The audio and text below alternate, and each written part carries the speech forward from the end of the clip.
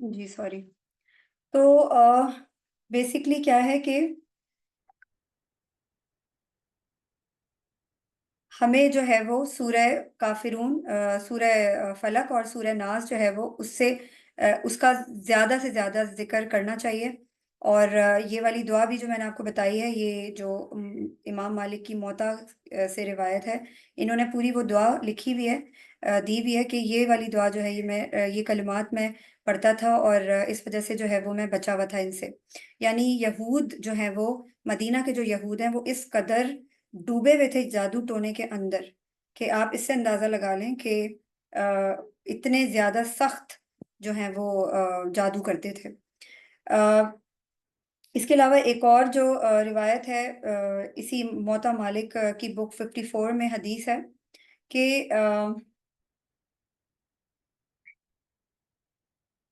حضرت عمر ابن الخطاب رضی اللہ تعالیٰ عنہ جو ہیں وہ عراق جانا چاہتے تھے، بابل کی طرف.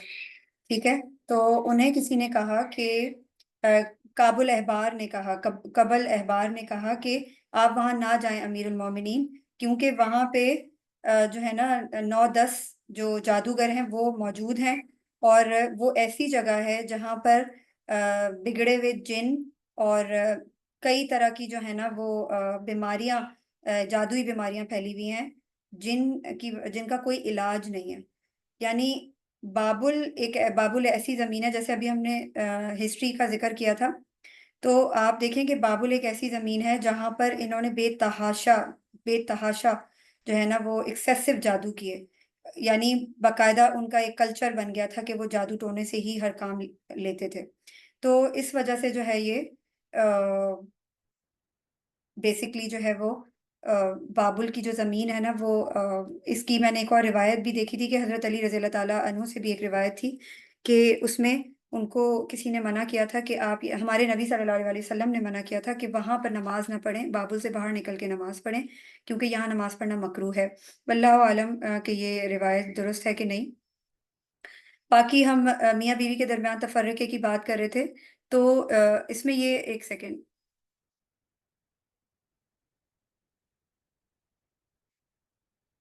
اچھا باقی دیکھیں حضرت اس میں اس آیت میں جو میاں بیوی کا ایک تفرقہ ڈلوانے والا جو گناہ ہے، اس کی بات ہو رہی ہے، تو اس میں یہی چیز جو ہے وہ ہمیں اس چیز سے یہ سیکھنا چاہیے کہ اگر گھروں کے اندر اس طرح کے مسئلے مسائل چل رہے ہیں تو ہم اس میں کچھ مصالحت کی کوششیں کروا سکیں، بجائے اس کے کہ اس آگ کو ہوا دی جا سکے.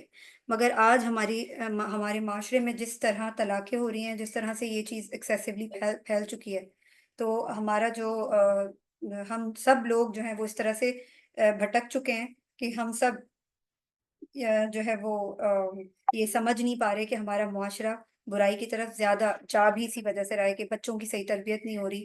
اور جب میاں بیوی گھر کے مسئلے مسائل سے باہر نہیں نکلیں گے تو وہ کیسے یہ سوچیں گے کہ اللہ تعالیٰ نے ہمیں دنیا میں کیوں بھیجا ہے، اور ہمارا مقصد کیا ہے، اور ہم نے اپنے بچوں کو پالنا کیسے ہے، اور ہم نے معاشرے کے لیے ایک صحت افزا ایک معاشرہ کیسے بنانے کی کوشش کرنی ہے.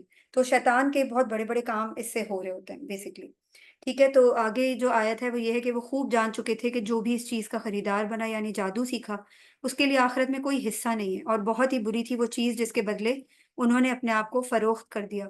کاش انہیں علم نہیں ہوتا، کاش انہیں علم ہوتا. اس کے بعد میں اگلی آیت بھی پڑھ لیتی ہوں، وہ اسی کے ساتھ پھر ہم کور کر لیتے ہیں.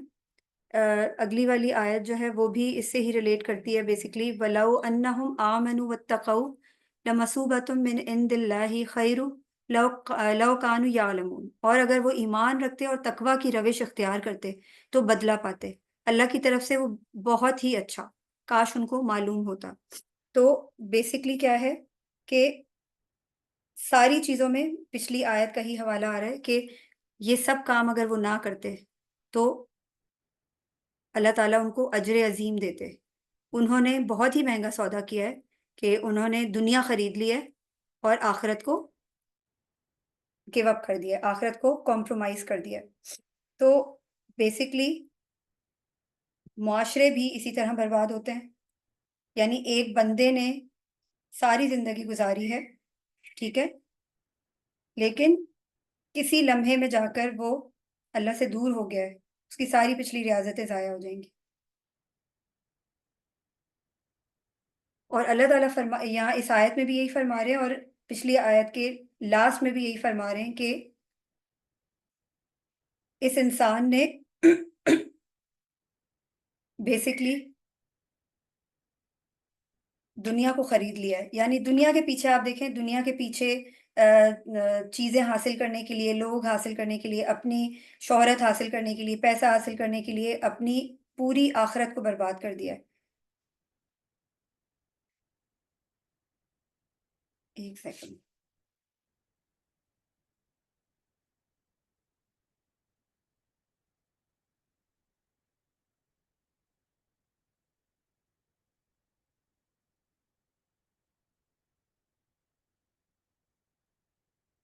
اچھا، اب بیسکلی اگر ہم یہ دیکھیں کہ ہم جب اللہ سے جڑے ہوئے ہوتے ہیں تو ہمارے دل میں ذہنی اور جسمانی سکون موجود ہوتا ہے، ٹھیک ہے؟ لیکن جب یہودیوں نے، ان کے بارے میں جو اللہ تعالیٰ فرما رہے ہیں نا ان آیات میں، وہ یہ کہ جب انہوں نے اللہ کی کتابوں کو، اللہ کی تعلیمات کو پس پش ڈال دیا تو ان کو پھر تسکین چاہیے تھی، ان کو سمجھ نہیں آ رہا تھا کہ ہم کیا کریں، تو انہوں نے پھر شیطان کی مدد حاصل کرنے کے لیے اس طرح کی حرکتیں کرنا شروع کی، ادھر ادھر منہ مارنے لگے، سوچنے لگے کہ ہم اپنی روحانی تسکین کے لیے کیا کریں، ٹھیک ہے؟ تو ظاہر ہے پھر وہ کیا کیا انہوں نے، جادو ٹونا ٹوٹکے، اور مطلب کہیں نہ کہیں جو ہے وہ اس چیز کو ڈھونڈنے لگے، ٹھیک ہے؟ تو ہم جب کوئی بھی کام کرتے ہیں، ہم جب کوئی بھی چیز، کوئی بھی اپنی زندگی میں کوئی بھی فیصلہ کر رہے ہوتے ہیں، یا کوئی بھی کسی بھی قسم کی جو ہے وہ ڈیسیجن لے رہے ہوتے ہیں اپنی زندگی کی، ہماری کوئی خواہش ہوتی ہے وہ ہم پوری کرنا چاہ رہے ہوتے ہیں، لیکن اس میں اللہ کی رضا شامل نہ ہو تو وہ پوری نہیں ہوتی۔ تو اگر ہمارا اس بات پہ ایمان ہے کہ اگر اللہ تعالیٰ چاہے گا تو ہی وہ کام ہوگا، اگر ہمارا اس بات پہ ایمان ہے تو ہم اس بات پہ کمپرومائز کر کے چپ ہو جائیں گے کہ یہ ہماری آزمائش ہے۔ لیکن اگر ہمارا اللہ پہ ایمان نہیں ہے، ٹھیک ہے، تو ہم کیا کریں گے؟ ہم سوچیں گے، ہم پریشان رہیں گے، اور ہم یہ سوچیں گے کہ ہمارے اوپر جادو ہو گیا ہے، ہمیں کسی سے مدد لینی چاہیے۔ یہ سب باتیں میں ڈسکس کر چکی ہوں۔ بیسکلی ہم جو ایمان اور تقوی والے لوگ ہوتے ہیں نا، بیسکلی وہی جو ہے وہ اچھا اجر بھی پاتے ہیں، اور اللہ تعالیٰ کو بھی حاصل کر سکتے ہیں، اس کی خوشنودی کو بھی حاصل کر سکتے ہیں۔ یعنی دو میاں بیوی کے درمیان مصالحت کروانے والے کا اتنا بڑا اجر ہے، اتنا بڑا اجر کیوں؟ اسی وجہ سے جو میں نے ابھی ذکر کیا کہ خاندان اجڑ جائیں، گھر برباد ہو جائیں تو پورا معاشرہ اس کے زیر اثر آ جاتا ہے۔ تو اگر میں یہ بات سوچ لوں کہ اللہ کی مرضی کے بغیر ایک پتا بھی نہیں ہل سکتا، تو میں اگر جادو کروانے جا رہی ہوں، یا میں یہ سوچ رہی ہوں کہ کسی نے مجھ پر جادو کروا دیا ہے تو میں بھی کسی کامل کو ڈھونڈوں، تو اس کا یہ مطلب ہے کہ میرا اللہ پہ بھروسہ نہیں ہے، اور میں اس بات پہ خوش نہیں ہوں کہ اللہ نے مجھے یہ آزمائش کیوں دی۔ تو اللہ کی مرضی کے بغیر مجھے کوئی چیز مل نہیں سکتی، اگر اللہ چاہے گا تو مجھے وہ چیز ملے گی۔ دنیا میں کوئی ایسی چیز نہیں ہے جو اللہ نہ چاہے تو مجھے مل جائے، اور دنیا میں کوئی ایسی چیز نہیں ہے جو اللہ تعالیٰ چاہے کہ مجھے مل جائے اور کوئی پوری دنیا مل کے بھی اس کو روک لے، وہ نہیں روک سکتی۔ تو میرا اگر اس بات پہ ایمان ہے نا، تو اس کا مطلب ہے کہ اللہ تعالیٰ جو ہے وہ ایک صورت میں فرماتے ہیں، مجھے ایک سیکنڈ، اللہ تعالیٰ نے فرمایا ہے کہ مومنین کی جانیں اور مال جنت کے بدلے میں خرید لی گئی ہیں، وہ اپنی جان اور مال لٹا دیتے ہیں جنت کے، کس کے لیے؟ حصوں کے لیے۔ اور فاسقین کیا کرتے ہیں؟ وہ الٹا کرتے ہیں، وہ اپنی آخرت کو، اپنی جنت کو قربان کر دیتے ہیں اپنی دنیا کے لیے، کیونکہ ظاہر ہے ان کا ایمان یہی ہے کہ ہمیں تو جنت ہی ملے گی، وہ ڈرتے نہیں ہیں، حالانکہ علم رکھتے ہیں، لیکن سمم بکمم امیون ان کے ایسے ہی لوگوں کے لیے کہا گیا ہے کہ جو لوگ کہتے ہیں کہ ہم اللہ پہ ایمان رکھتے ہیں مگر سارے وہ کام کر رہے ہوتے ہیں، جو لوگ یہ کہتے ہیں کہ ہم کتاب پر ایمان رکھتے ہیں لیکن سارے وہ کام کر رہے ہوتے ہیں، تو انہوں نے اپنی دنیا کا سامان تو کر لیا ہے، لیکن اپنی جہنم کا بھی سامان کر لیا ساتھ ساتھ. لیکن بہت سے لوگ ایسے ہوتے ہیں جو جادو کروا کے بھی جو ہے ذلیل و خواری ہوتے ہیں، کیونکہ جب تک اللہ نہ چاہے وہ جادو پورا نہیں ہو سکتا. اللہ کا اذن شامل ہوتا ہے تو وہ جادو پورا ہوتا ہے، اور وہ بھی اسپیشلی انہی لوگوں کے لیے ہوتا ہے جو اس طرح کا اعتقاد رکھتے ہیں. تو ہمیں جو ہے نا اس چیز سے یہ لیسن لینا چاہیے کہ ہم اپنی زندگی میں ذکر اذکار کی جو ہے وہ فراوانی رکھیں، کنسسٹنسی کے ساتھ ہم ذکر اذکار کرتے رہیں، اور ہم ریگولر بیسس پر یہ جو چھوٹی چھوٹی سوراز ہیں ان کو پڑھتے رہیں، گھر سے نکلتے ہوئے، گھر میں داخل ہوتے ہوئے. بسم اللہ پڑھ لیں، بسم اللہ پڑھنے کے بعد جو ہے وہ اگر دروازہ بند کر دیں تو شیطان نہیں آ سکتا اندر. ٹھیک ہے، تو یہی والی چیزیں ہیں. باقی ایک چیز میں نے اور ڈسکس کرنی تھی کہ جو سحر اور معجزات ہوتے ہیں، جیسے اب حضرت سلیمان علیہ السلام جو تھے ان کے اوپر معجزات ہوئے تھے. ٹھیک ہے، اب یوزلی لوگ کہتے ہیں کہ معجزات جو ہے نا وہ مطلب جو لوگ نبیوں پہ ایمان نہیں رکھتے وہ یہی کہتے ہیں کہ ان کا وہ تو جادوگر تھے، وہ معجزے نہیں تھے، وہ تو جادو تھے. لیکن دیکھیں جادو جو ہے نا اللہ تعالیٰ نے اپنے انبیاء کو جو معجزے دیے ہیں، ٹھیک ہے، وہ ان معجزوں کا سبب کسی کو معلوم نہیں ہوتا. ٹھیک ہے، اللہ تعالیٰ نے ان کا کوئی سبب بنایا نہیں ہوتا، وہ بیسکلی اپنے انبیاء کو معجزات سے نوازتے ہیں. لیکن جو سحر یا جادو ہوتا ہے نا اس کا سبب ہوتا ہے، لیکن وہ چھپا ہوا ہوتا ہے. اب جیسے اگر مثال کے طور پر کسی اسکول میں کوئی شوکدہ باز جاتا ہے اور وہ ٹرکس دکھاتا ہے، ٹھیک ہے، وہ ٹرکس دکھاتا ہے تو وہ کوئی چیز ایسی چھپی ہوئی ہوتی ہے نا جس کے ذریعے وہ ٹرک دکھا رہا ہوتا ہے، بچے خوش ہو رہے ہوتے ہیں کہ یہ جو ہے واو یہ تو جادو ہے، یہ تو میجک ہے. ٹھیک ہے، تو اسی طرح ہماری زندگیوں میں جیسے اب میں ایک سیشن کسی اسکالر کا دیکھ رہی تھی تو وہ بتا رہے تھے کہ ان کے پاس ایک لڑکی آئی اور اس نے کہا کہ میں روٹی بنا رہی تھی اور روٹی جو ہے نا پوری کچی تھی، جب میں نے روٹی کو پلٹا تو اس میں پورا پھول بنے ہوئے تھے، محمد لکھا ہوا تھا. اس نے مجھے تصویر بھی دکھائی. تو اس نے کہا کہ یہ تو معجزہ ہے، آپ بتائیں اس کا کیا سبب ہے. تو میں نے اس کو یہ بولا اب ہماری جہالت یہ ہے کہ ہم چھوٹی چھوٹی چیزوں کو اتفاق سمجھنے کے بجائے ہم پھر سوچتے ہیں کہ اس کا کیا مقصد ہو سکتا ہے. میرے خواب میں یہ چیز آئی، اس کا کیا مقصد ہو سکتا ہے. یہ بھی ہوتا ہے، یہ اتفاقات بھی ہوتے ہیں، یہ ہر چیز جو ہے معجزہ نہیں ہوتی. لیکن دیکھیں بہت ساری چیزیں ایسی ہوتی ہیں کہ مثال کے طور پر کوئی انسان کئی دفعہ سورہ فاتحہ پڑھ کے پھونکتا ہے لیکن اس کا اثر نہیں ہے. لیکن ایک انسان ایک دفعہ سورہ فاتحہ پڑھ کے پھونک دے گا یا ایک دفعہ بسم اللہ الرحمن الرحیم ہی کہہ کر پھونک دے گا تو اس کا ایسا اثر پڑے گا کہ مریض کو شفا مل جائے گی. تو لوگ کہیں گے واہ یہ تو معجزہ ہو گیا، آپ کے ہاتھ میں تو جادو ہے، شفا ہے. ٹھیک ہے، تو اس طرح کی چیزوں کو لوگ یہ سمجھتے ہیں. لیکن اگر ہم یہ جاننا چاہتے ہیں کہ کوئی انسان کوئی بھی مطلب ایک ایکسٹراڈنری کام کسی نے کر لیا یا کبھی ایسا ہو جاتا ہے، ہمیں لگتا ہے جیسے بہت سے لوگ عمرہ یا حج پہ جاتے ہیں تو وہ کہتے ہیں ہم نے فرشتہ دیکھا، یا ہماری ایون میں میری جٹھانی جو ہے وہ جب عمرہ کرنے گئی تھی تو جب انہوں نے تصویر کھنچوائی تو ان کے بیک سائڈ پہ جو ہے نا وہ ایک طرف لوگ نظر آ رہے تھے اور ایک طرف صرف وائٹ شیڈو تھا. تو وہ بڑا خوش ہوئی کہ یہ تو فرشتہ ہے اور پتہ نہیں کیسے یہ میری پیچھے آیا. ایون کہ روٹی کے اوپر جو میں نے آپ کو روٹی کی مثال دی تو میں نے بہت لوگوں سے سنا ہے. تو اگر ہم یہ جاننا چاہتے ہیں کہ اللہ تعالیٰ نے کوئی ایسی نشانی اس کو دکھائی ہے یا یہ ایک اتفاق ہو سکتا ہے یا یہ جادو ہو سکتا ہے، تو ہمیں اس انسان کی پوری زندگی کو دیکھنا پڑے گا کہ وہ انسان کیسا ہے. وہ انسان جو ہے وہ اللہ کا ایک ولی ہے، اللہ پوری زندگی اس کی کیسی گزری ہے، یا وہ کس طرح لوگوں کے ساتھ اس کا کیا کیریکٹر ہے، اور وہ اس کی کیا تعلیمات ہیں، وہ کس طرح سے اللہ کی جو ہے وہ اللہ کی اطاعت کرتا ہے. تو یہ بہت ساری چیزیں ایسی ہیں جو میرا ایک کوشچن جی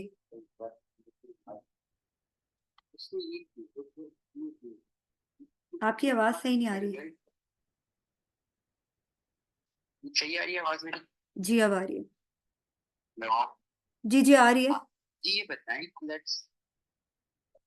ابھی سیاری میں یہ کہہ رہے ہیں تو اس میں جو ہے ہم چیزوں کو ایکسپٹ کر لیتے ہیں کہ چلیے یہ چیزیں ہوئی ہے، مثال کے طور پہ ٹوٹتا دکھ ہے یا پھر اسے کوئی چیز دکھے یا کوئی عمرے کے ٹائم پہ کوئی چیز دیکھی تو اس کا ریزلٹ کیا نکلتا ہے، اچیومنٹ کیا ملی، اس کا ریزلٹ کیا نکلتا ہے.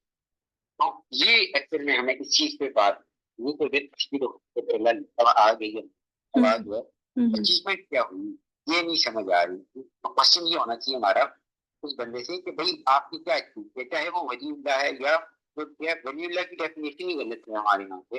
اور اس کے علاوہ ایک اور بھی کانسیپٹ غلط پایا جاتا ہے، جیسے کہ آپ بات کی کہ کسی کے یہاں پہ جا کے کہتے ہیں کہ بسم اللہ پر پڑھ کے پوچھا تو اکثر زیادہ ہو گیا، تو اس سے تو یہ غلط ایکٹیویٹی آ رہی ہے کہ اللہ تعالیٰ یہاں پہ سب انسان یا مسلمان، بٹ اس کے برعکس ہمیں دیکھنے کو ملتا ہے کہ اللہ تعالیٰ تو بالکل ہی ٹھیک ہے، لیکن لیکن اس میں کیا ہوتا ہے کہ یہ ایک ریالٹی کے برعکس باتیں جانیں، یعنی کہ اللہ کی نیچر کے خلاف باتیں جانیں، تو اس کے بارے میں بھی تھوڑا الیبوریٹ۔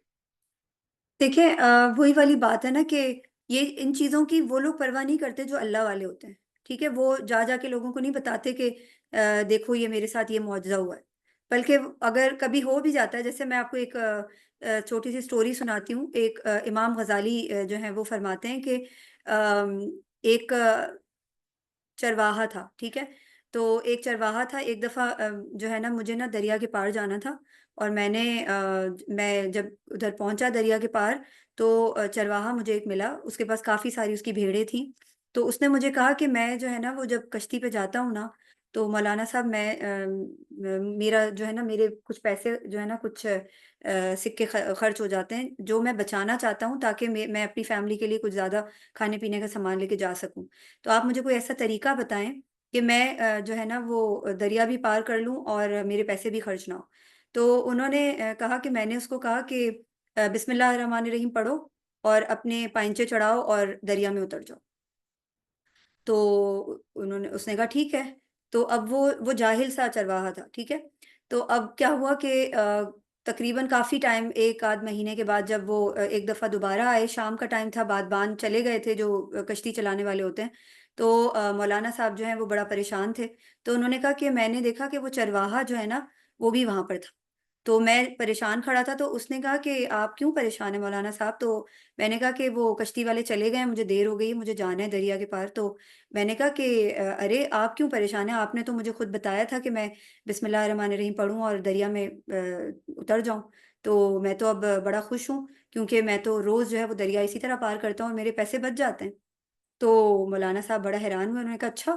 تو جب وہ دریا میں اترا تو اس نے ان کا ہاتھ پکڑ کے ان کو بھی کھینچا، انہوں نے کہا نہیں نہیں، وہ ڈر رہے تھے، تو جب وہ اتر گئے تو وہ ڈرتے ڈرتے چلنے لگے، جب سینٹر میں پہنچے تو انہوں نے وہ ڈوبنا شروع ہو گئے، تو وہ بڑا حیران ہوا، اس نے اس وقت تو وہ ان کو جو ہے کندھے پہ سوار کر لیا اور وہ دریا پار کروا دیا، مگر جب دریا پار ہو گیا تو اس نے کہا کہ مولانا صاحب بڑی عجیب سی بات ہے کہ آپ نے مجھے جو تجویز پیش کی اس سے میں آج تک فائدہ اٹھاتا رہا، لیکن آپ نے وہ مطلب اس کو اپلائی کیوں نہیں کیا؟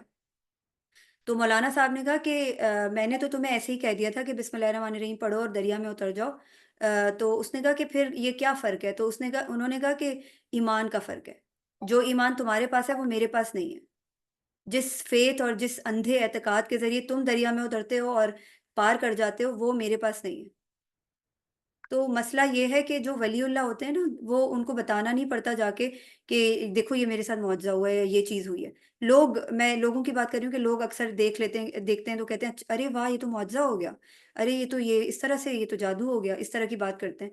تو میں اس چیز کا حوالہ دے رہی تھی، باقی یہ ہماری جہالت ہے کہ ہم چھوٹی چھوٹی چیزوں کو، چھوٹے چھوٹے اتفاقات کو ہم کہتے ہیں کہ یہ نا ضرور کچھ ایسی بات ہے، ضرور ایسا ہوا ہے، ہم ازیوم کر لیتے ہیں کہ میں جو ہے وہ بڑا نیک انسان ہوں تو میرے ساتھ یہ ہوا ہے۔ یہ آپ کی بات بالکل درست ہے کہ میں اپنے آپ کو نیک سمجھنا شروع ہو جاؤں تو مجھ سے بڑا کوئی جاہل ہی نہیں ہے، یہ تو اللہ جانتا ہے کہ کون کتنا نیک ہے۔ آئی ہوپ آپ کو میرا اپنے سوال کا جواب مل گیا ہوگا۔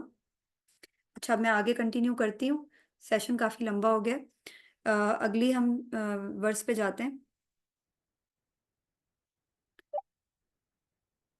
یا ایھا الذین آمنوا لا تقولوا راعنا وقولوا انظرنا واسمعوا وللکافرین عذاب علیم۔ اے ایمان والو، تم راغینا مت کہا کرو بلکہ انظرنا کہا کرو، اور توجہ سے بات کو سنو، اور ان کافروں کے لیے دردناک عذاب ہے۔ تو یہ آیت جو ہے بیسیکلی اللہ تعالیٰ نے ان یہودیوں کو جواب دیا ہے جو جگت باز تھے، اور ہمارے نبی صلی اللہ علیہ وآلہ وسلم کے ٹائم پر مسلمان تو ہو گئے تھے، مگر کیا تھا کہ ان کے دل میں کھوٹ تھا۔ وہ ہمارے نبی صلی اللہ علیہ وسلم کی محفل میں جب بیٹھتے تھے تو बस मजे लेते थे। जैसे आज के ज़माने में भी आप देख लें कि बहुत से लोग जो हैं वो अपनी उनकी फैमिली में कोई इंटेलेक्चुअल बंदा होता है या कोई अच्छी बात कर रहा होता है, तो वो एक दूसरे को बड़ी मायनी खेज नज़रों से देखते हैं और फिर आहिस्ता आहिस्ता जुगतें करते रहते हैं। और अगर कोई उनको बोले कि ये क्या बोल रहे हो, तो वो कहते हैं नहीं नहीं, तुम्हारे कान खराब हैं, कान साफ करवा लो, हमने ये नहीं बोला। इस तरह की बातें वो करते थे, क्योंकि जाहिर है उनके दिल तो ईमान से खाली थे। वो सिर्फ दिखाने को, मुंह दिखाने को जो है वो इस्लाम लेकर आए थे। तो बेसिकली क्या है कि इसमें नबी करीम सल्लल्लाहु अलैहि वसल्लम की पैरवी इख्तियार करने वालों को उन शरारतों से खबरदार किया गया है जो इस्लाम और इस्लामी जमात के खिलाफ यहूदियों की तरफ से की जा रही थी। उन शुबहात के जवाब दिए गए हैं जो ये लोग मुसलमानों के दिलों में पैदा करने की कोशिश करते थे, और उन खास खास नुकात पर कलाम किया गया है जो मुसलमानों के साथ यहूदियों की गुफ्तगू में जेर बहस आया करते थे।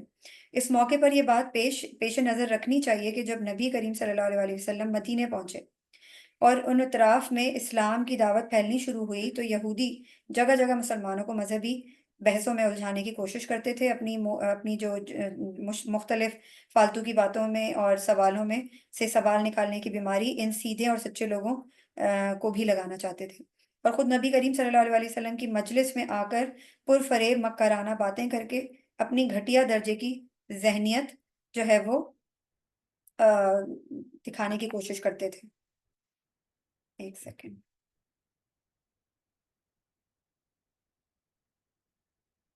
ठीक है, तो उसमें फिर जब यहूदी हजरत मोहम्मद सल्लल्लाहु अलैहि वसल्लम की मजलिस में आते, तो अपने सलाम और कलाम में हर मुमकिन तरीके से अपने दिल का बुखार निकालने की कोशिश करते थे, जुबानी अल्फाज बोलते थे, जोर से कुछ कहते और जेर लब कुछ और कह देते, और ज़ाहिरी अदब और आदाब बरकरार रखते हुए दरपर्दा आपकी तौहीन करने में कोई कसर न उठा रखते। कुरान में आगे चलकर इसकी मुतअद्दिद मिसालें भी बयान की गई हैं। यहाँ जिस खास लफ्ज़ के इस्तेमाल से मुसलमानों को रोका गया है, ये एक जू मानी लफ्ज़ था उस जमाने में, जब हज़रत सल्लल्लाहु अलैहि वसल्लम की गुफ्तगू के दौरान यहूदियों को कभी ये कहने की ज़रूरत पेश आती कि ठहरिए ज़रा, हमें ये बात समझ लेने दीजिए, तो वो राइना कहते थे। ठीक है, राइना का मतलब बेसिकली होता है कि ज़रा ठहरिए, ज़रा मेरे साथ रियायत कीजिए और बात को दोहराइए या रसूल अल्लाह। ठीक है, सल्लल्लाहु अलैहि वसल्लम। तो वो क्या करते थे कि वो राइना की जगह वो राइना कहते थे। ठीक है, तो राहीना का मतलब है हमारे चरवाहे, ए हमारे चरवाहे। ठीक है, तो वो जो है ना, वो राहीना जानबूझ के कहते थे। अब अगर कोई उनको समझाता था तो वो कहते थे कि नहीं नहीं, तुम्हारे कान खराब है, हमने तो ऐसा कुछ भी नहीं बोला। तो उसमें क्या था कि जाहिर है अल्लाह ताला तो जानते थे, तो अल्लाह ताला ने ये आयत उतारी थी कि जो मोमिनीन हैं उन सबको भी मना कर दिया अल्लाह ताला ने कि तुम ये सब राहीना का लफ्ज ही मत बोलो, उसके बजाय ये लफ्ज़ बोलने से परहेज़ करो। ये हुक्म मुसलमानों को दिया गया था कि तुम इस लफ्ज़ के इस्तेमाल से परहेज़ करो, इसके बजाय उन्ज़ुरना कह दिया करो, यानी हमारी तरफ तवज्जो फ़रमाइए या ज़रा हमें समझ लेने दीजिए।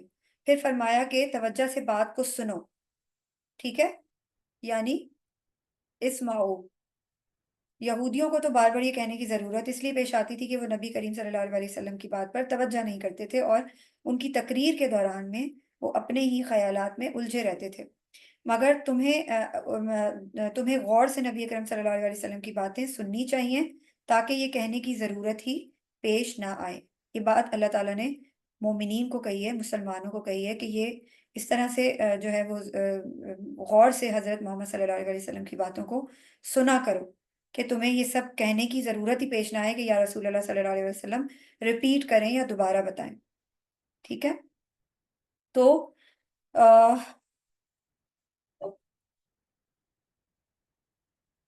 इससे मुतालिका जो अहदीस हैं उसमें, एक सेकंड, इसमें हज़रत अब्दुल्ला बिन उमर रज़ी अल्लाह ताला अन्हुमा से रिवायत है कि रसूलुल्लाह सल्लल्लाहु अलैहि वसल्लम ने फरमाया, जो शख्स किसी कौम की मुशाबिहत इख्तियार करे वो उन्हीं में से है। हज़रत आयशा रज़ी अल्लाह ताला अन्हा से रिवायत है कि यहूदी नबी अकरम सल्लल्लाहु अलैहि वसल्लम के पास आकर अस्सलामु अलैकुम, तुम पर मौत हो। अस्सलामु अलैकुम के बजाय वो क्या कहते थे, अस्सलाम अलैकुम, अस्सलाम अलैकुम। तो इसका मतलब होता है तुम पर मौत हो। आप सल्लल्लाहु अलैहि वसल्लम जवाब में फरमाते वाह अलैकुम, और तुम पर भी। तो यानी अगर उनको कहा गया हमारे नबी सल्लल्लाहु अलैहि वसल्लम को कि ये इस तरह से कहते हैं, तो हमारे नबी सल्लल्लाहु अलैहि वसल्लम जवाब में वाह अलैकुम कहते थे। इसका मतलब होता है कि तुम पर भी। ये सही बुखारी की हदीस है। सूरह नसा में अल्लाह ताला फरमाते हैं, بعض یہودی کلمات کو ان کی جگہ سے بدل دیتے ہیں اور کہتے ہیں سمعنا و اسینا،